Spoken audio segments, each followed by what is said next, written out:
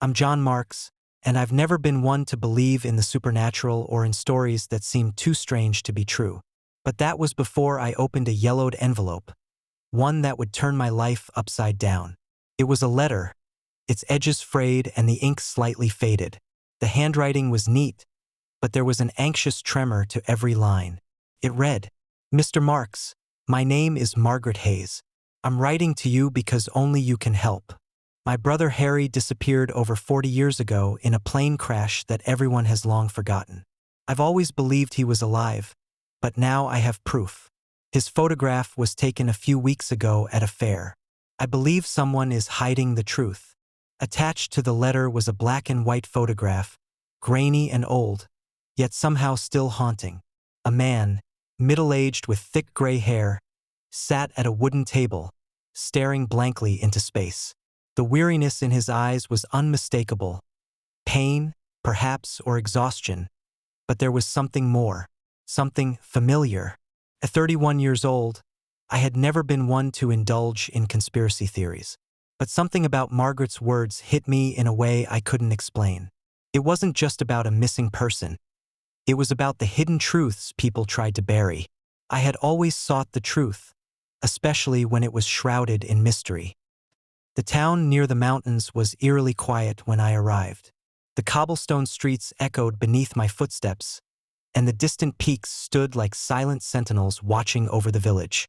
Margaret's house sat on the outskirts, a simple structure, but her eyes were anything but simple.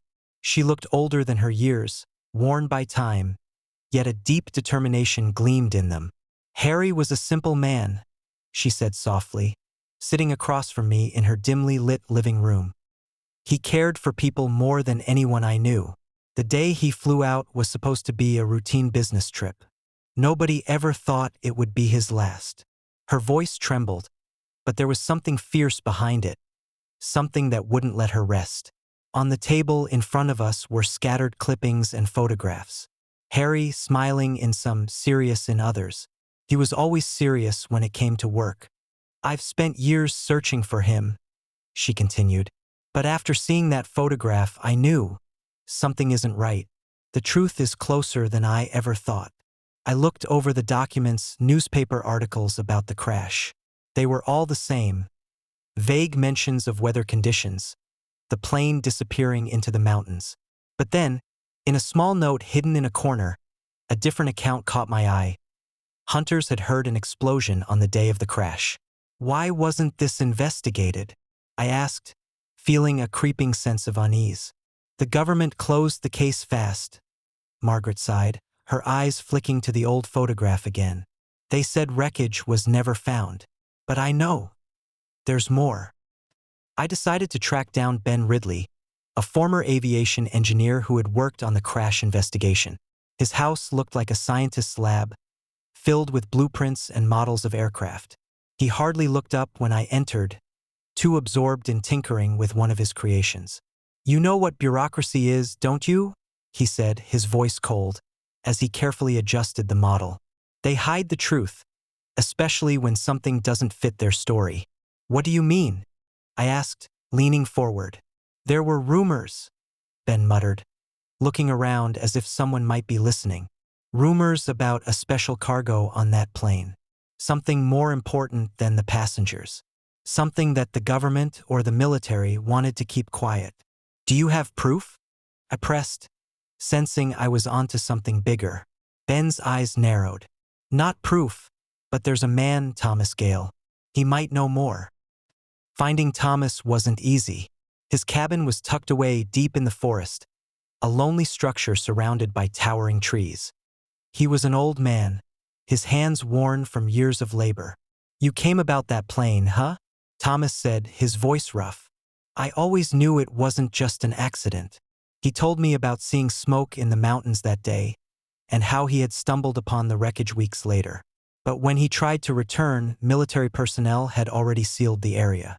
"I can show you the way," he said, a cryptic look in his eyes. "But you need to be careful. They don't want anyone finding it." The next morning, we set off into the ravine. The path was treacherous, the dense forest thick with the scent of decay. Finally, after hours of searching, we found it. The wreckage. It was barely recognizable, charred and broken. The metal was warped, and burned traces remained. The passengers? Nowhere to be found. Where are they? I asked, my voice tight with dread. They're not here, Thomas said, his face grim. I only found one suitcase. The rest of the cargo was taken. I was left standing in the remnants of a wreckage that told more questions than answers. What had really happened that day? What had been so dangerous that the government not only covered up the crash but erased all traces of it? The fair was bustling with activity, the scent of caramel and smoke mixing in the air. People laughed and shouted, children ran between stalls, but my eyes were locked on one man, the figure from the photograph. He was sitting at a wooden table, focused on repairing an old clock. I approached him cautiously, my heart racing in my chest. Are you Harry? I asked, almost whispering. The man looked up, his eyes blank, then wary. He didn't respond right away, only stared at me for what felt like an eternity. I don't know you, he finally said, his voice a rasp. I'm investigating a flight that went missing in the mountains, I pressed. I know you were on that plane. He didn't flinch. Some stories are better left in the past, he whispered, almost pleading. But why didn't you come back? Margaret thought you were dead. His gaze hardened. There are things better left unexplained. Sometimes silence is the only way to protect yourself. As I dug deeper, it became clear that Harry had been more than just a survivor. He had been caught in a web of secrecy that extended far beyond the crash. He hadn't just survived, he had been forced into hiding because of what he knew. The cargo on that plane was no ordinary shipment. It was part of a series of government experiments, classified technology that could tip the balance of power in the world. Harry had seen it, and when he tried to expose it, they had made him disappear. But the truth couldn't stay buried forever. The government's desire to erase Harry wasn't just about the crash. It was about silencing the only person who knew the full extent of what had happened that day. I didn't know where my search would end, but the closer I got, the more dangerous it became. They were watching me now. I had no choice but to continue. As I returned to town, I received a tip-off about a hidden military facility not far from the ravine. I knew I had to go. The truth, whatever it was, had already cost too many lives to ignore. And just as I thought I was getting closer, Harry disappeared again. I couldn't stop thinking about Harry. His disappearance wasn't just a part of the past. It was connected to something far greater. The more I uncovered, the more dangerous the path became. I had crossed into a realm of secrets I was never meant to know. The hidden military facility was the next lead. I received a cryptic message, one that seemed to come from nowhere, urging me to visit an old, abandoned warehouse outside of town. The message was short and to the point.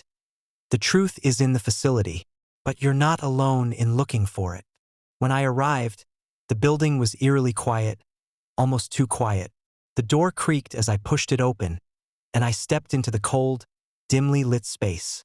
It smelled of old wood and dust, but there was something else, something that didn't belong. As I made my way through the warehouse, I found evidence that someone else had been there. Footprints, scratches on the walls that didn't belong. I felt a presence watching me, lurking in the shadows. Suddenly, the silence was shattered by the sharp crack of a door slamming. I turned, heart pounding in my chest. Someone was coming, and they weren't alone. I barely escaped with my life that night. The people hunting me weren't just government agents, they were something worse. Private contractors hired to clean up anything that could expose the truth. It was a cat-and-mouse game now, and I was the prey.